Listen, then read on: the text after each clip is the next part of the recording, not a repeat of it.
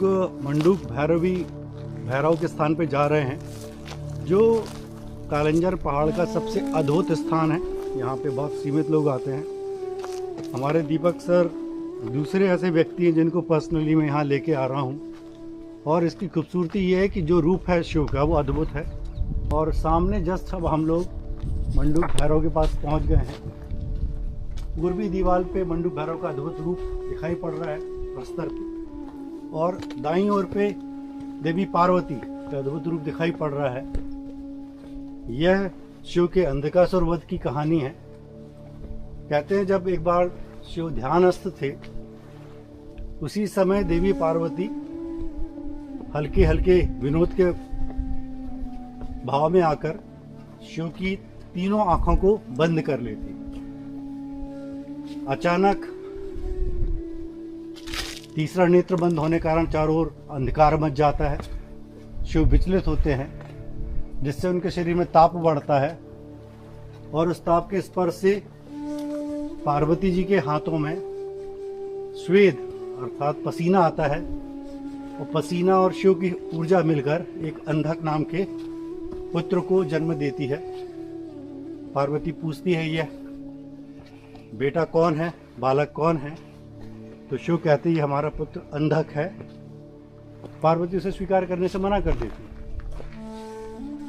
तो बाद में हिरणाक्ष के पास कोई पुत्र न होने के कारण शिव वह पुत्र हिरणाक्ष को दे देते हैं, और अंधक को यह जानकारी नहीं रहती है कि शिव मेरे पिता हैं। वह लगातार तप करता ब्रह्मा का, और उसे वरदान प्राप्त होता है कि जब तक वह अपनी माता का कोई दुर्व्यवहार नहीं करेगा, तब तक उसे कोई व्यक्ति मार नहीं सकता। तो जब वो पूरी पृथ्वी को जीत लेता है, स्वर्गलोक को जीत लेता है, तो उसका सैनिक बोलता है कि प्रभु, इस सृष्टि की सबसे सुंदर स्त्री जो है वो हिमालय में निवास करती है। उसका पति वैरागी है, कोई अनुराग नहीं है उसको, तो क्यों ना आप उसका वरण करें। इस तरह अंधक हिमालय पर आक्रमण करता है। तो अगर आप गौर से देखें देवी पार्वती की ओर, वो भयभीत हैं और अपने आप को छुपा रही हैं। तो एक हाथ अपने सीने पर रखे हुए हैं, जैसे आमतौर पर महिलाएं डर जाती हैं। वह भाव उनके शरीर में दिखाई पड़ता है। बाकी विविध समयों पे लोगों ने आकर यहाँ पे अलग अलग तरह के शिलालेखों का वर्णन किया हुआ है। तो करीब 8-10 शिलालेख चारों ओर इन प्रतिमाओं के बने हुए हैं। ऊपरी दोनों हाथों से वो हाथी को फाड़ रहे हैं। अगर दक्षिणावर्त में देखें तो ऊपरी दायां हाथ, उस पर सुंदर नाग सर्प का बल है। उसके बाद दूसरे हाथ में वो वज्र लिए हुए हैं, तीसरे हाथ में खड़ग लिए हुए हैं, चौथे हाथ में नरमुंड लिए हुए हैं, पांचवा हाथ वो जंघा पे कटियावालम रूप में रखा हुआ है। इसी तरह बाएं हाथों को देखें तो ऊपरी हाथ हाथी के ऊपर है, फिर परुसा है, फिर त्रिशूल है।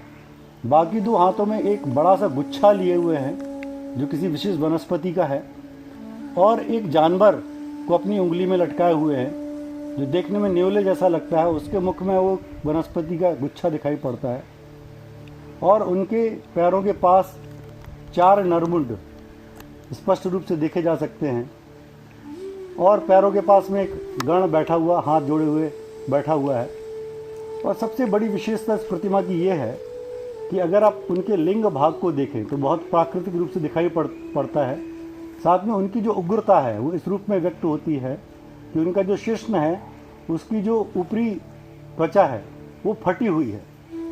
तो देवी पार्वती उनकी भयंकरता को देखकर अचंभित है, उनकी ओर देख रही हैं, और भयभीत रूप भी उनमें दिखाई पड़ता है। तो देवी पार्वती में मिश्रित भाव दिखाई पड़ता है कि पार्वती जैसे अंधक की सेना को देखती हैं तो वो घबरा जाती हैं और अपने आप को छुपाने का प्रयास करती हैं। उसी वक्त गण जाके शिव को सूचना देते हैं कि अंधक अपनी सेना सहित पार्वती जी का अपहरण करना चाहता है। तो शिव बहुत क्रुद्ध अवस्था में आते हैं, और कहानी के अनुसार क्योंकि उनको मालूम है अंधक उनका पुत्र है, तो शिव अंधक को अपने त्रिशूल पे लटका लेते हैं, और उससे जो रक्त गिरता है उससे और भी असुर पैदा होने लगते हैं। तो फिर चामुंडा का आह्वान करके चामुंडा उसके रक्त को पीना शुरू करती है, और एक लंबे समय के पश्चात जब अंधक से पूरा अशुद्धता निकल जाती है तो शुद्ध ऋषि बन जाता है और बाद में भृंगी रूप में शिव परिवार में शामिल हो जाता है। सामने जो प्रतिमा है इसको लोग भैरव या मंडूक भैरव कहते हैं। ये अद्वितीय प्रतिमा है। इसकी कला, इसके केश विन्यास से लगता है कि यह गुप्तकालीन प्रतिमा है। इसकी खूबसूरती यह है कि भगवान शिव अपने बाएं पैर से अंधक नाम के राक्षस को दमेते दबा रहे हैं।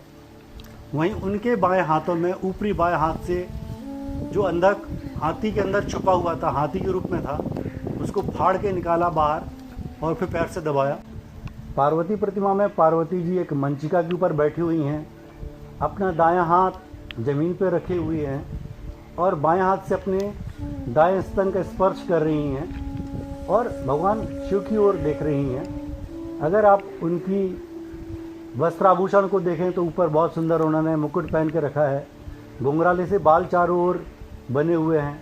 उनका बाजूबंद बहुत ही कलात्मक है। साथ में अगर आप गौर से देखें तो जो रिब केज है वो बहुत स्पष्ट दिखाई पड़ता है, जिससे कलाकार की जो कला है उसका महत्वपूर्ण दर्शन होता है। साथ में उनका जो पेंडेंट है, हार का पेंडेंट है, वो नीचे लटक रहा है और बहुत पतला सा वस्त्र उनके रिब केज के ऊपर एक लाइन के रूप में दिखाई पड़ रहा है। और जिस तरह से देवी पार्वती अपने बाएं घुटने को ऊपर किए हुए हैं और अपने बाएं हाथ को रखे हुए हैं, वो अद्भुत दृश्य दिखाई पड़ रहा है। अगर आप गौर से अंधकासुर को देखें तो बहुत ही अच्छा इसमें वर्णन देखने मिलता है कि जैसे भगवान शिव अंधक को अपने पैरों से दबाने का प्रयास करते हैं तो अंधक दोनों घुटनों से नीचे आ जाता है, अपने दाएं हाथ से अपने आप को ऊपर उठाने का प्रयास करता है, साथ ही बाएं हाथ से भगवान शिव के पैर को भी उठाने का प्रयास करता है। दर्द के कारण वो कराह रहा है तो उसका मुख पूरा खुला हुआ है, आंखें निकल के बाहर आ रही हैं और चीख रहा है, वो व्यथित अवस्था में दिखाई पड़ रहा है। ये बहुत ही अद्भुत वर्णन इस प्रतिमा में देखने मिलता है।